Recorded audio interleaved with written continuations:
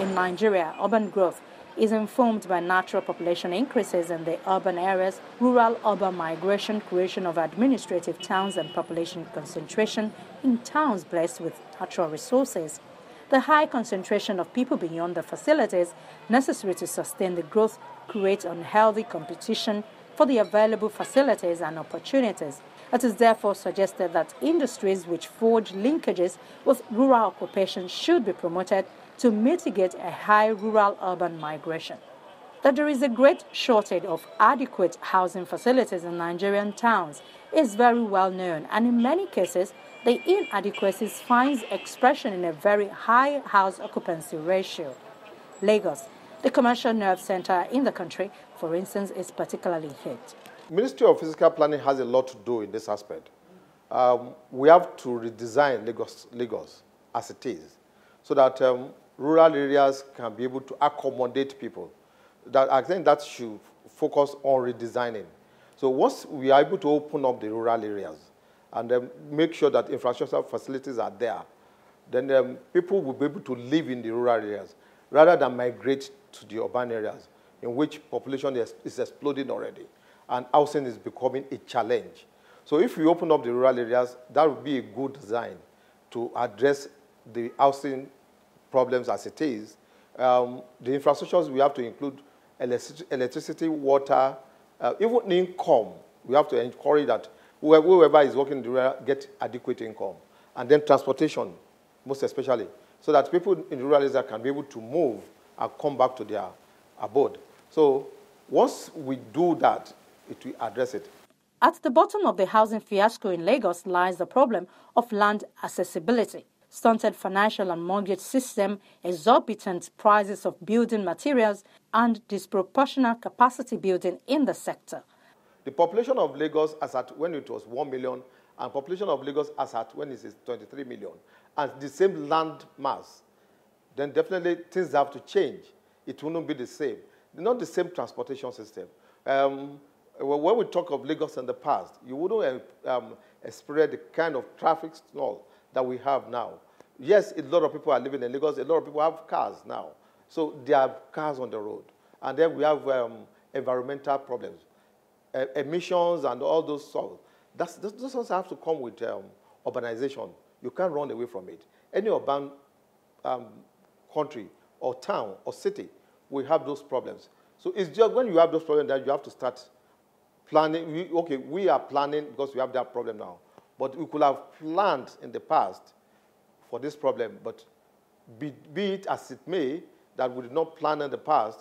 But right now that it has happened, the new governments or the government that has been coming since 1999 have been planning towards this, that we must ameliorate these problems. Land has been described as the fulcrum of all types of development in any society. The constraint posed by its inaccessibility in Lagos has reduced the provision of affordable housing for Lagos residents, about 70% of whom live below the poverty line.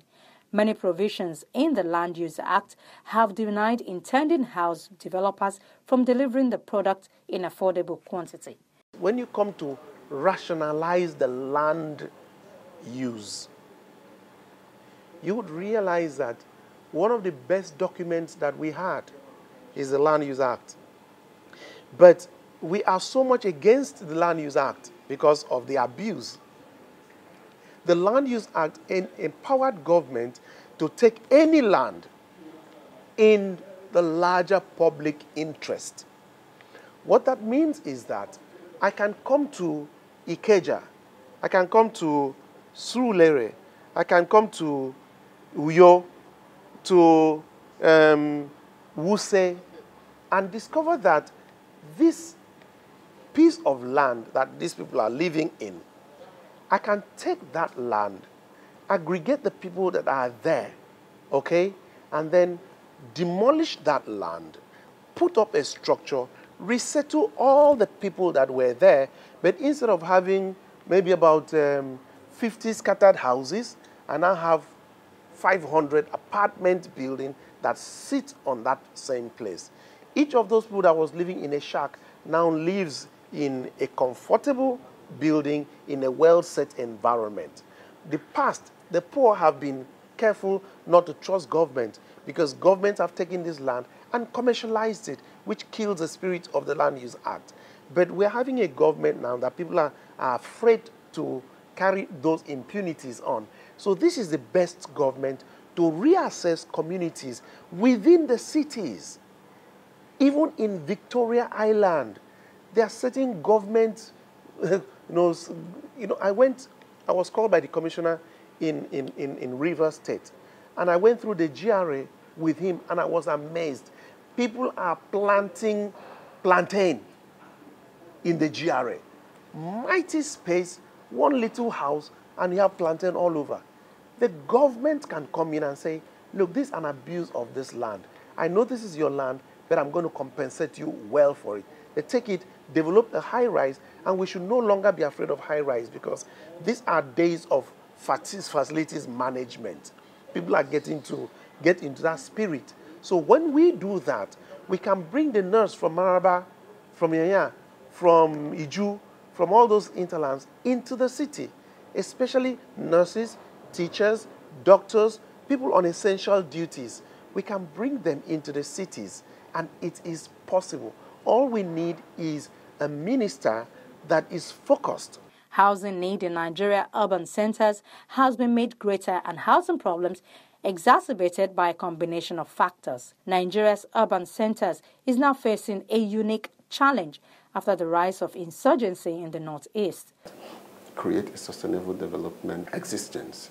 Paul Abolo is asking every Nigerian to focus on the plight of the internally displaced persons in the country. The IDP situation is a major challenge, all right? But we can reframe it and create jobs out of it. We can reframe it because it's an opportunity to have a group of youths of a particular age group together and begin to look at what can we do with this synergy that is created with these youths together. We can develop good sportsmanship out of that. We can develop job skills out of that. There's so much we can do with them gathered together. You know, we can even develop the act of giving in our children and tell your child who's going to school, all right, I give you X amount of pocket money. I want you to take part of this money and donate to your brothers who are internally displaced. By so doing, we are creating in our child the act of giving. So this is an opportunity to even bridge that gap and raise our children, because we have these challenges, and say we're going to use these challenges to create in our children the act of giving. You see how you can create sustainable development out of what are supposed to be challenges. You can gather these children, and from there you begin to know what are the skills that are unique to them. And based on what are the skills that are unique to them, you begin to develop an industry. You begin to develop a group of skilled people. In this country, we don't have good tilers, we don't have good bricklayers, we don't have...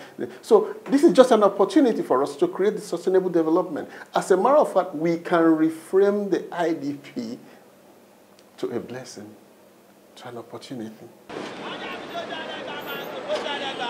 Rural-urban migration, which has assumed great proportions during the last 2 decades, has aggravated the housing needs of urban centers in Nigeria.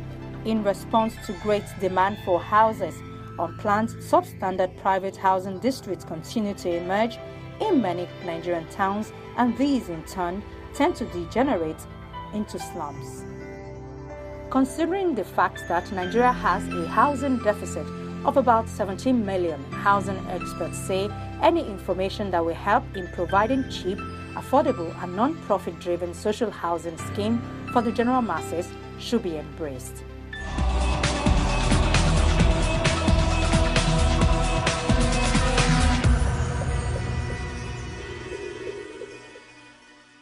It is a fact that a lot still have to be done to ensure that all have a safe and accessible shelter.